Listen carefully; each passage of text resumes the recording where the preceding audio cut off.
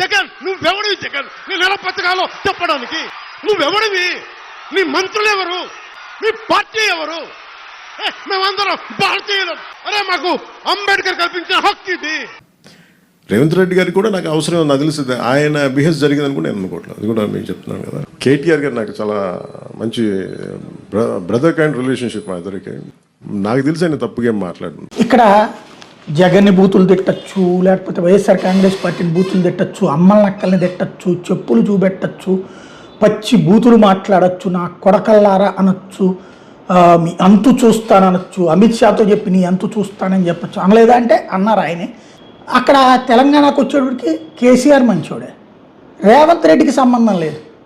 రేవంత్ రెడ్డికి సంబంధం లేకుండా తెలంగాణలో మీటింగు పర్మిషన్ పోలీసులే డెసిషన్ తీసేసుకుంటారా? లేకపోతే అదేది ప్రొఫెసర్ నాగేశ్వరరావును ఆ ఉద్యమకారులు ఎవరో ఉన్నారో రఘు వీళ్ళందరూ తీసుకుంటారు నిర్ణయం? కొంచెం అంటే మన ఆస్తులు ఉంటాయి, మన వ్యవస్థలు ఉంటాయి, మన సినిమా వ్యాపారాలు ఉంటాయి కాబట్టి అక్కడ భయపడతాం. మాకు భయమే లేదని చెప్తాం, నిర్భయంగా ఉన్నాం, రండిరా ఎవడు వస్తాడో చూసుకుంటామంటాం.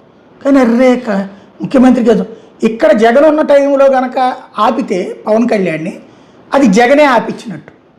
అక్కడ ఆపితే రేవంత్కి ఏం సంబంధం లేదు. బట్ నమ్మేవాళ్ళు ఉన్నంతసేపు బాగానే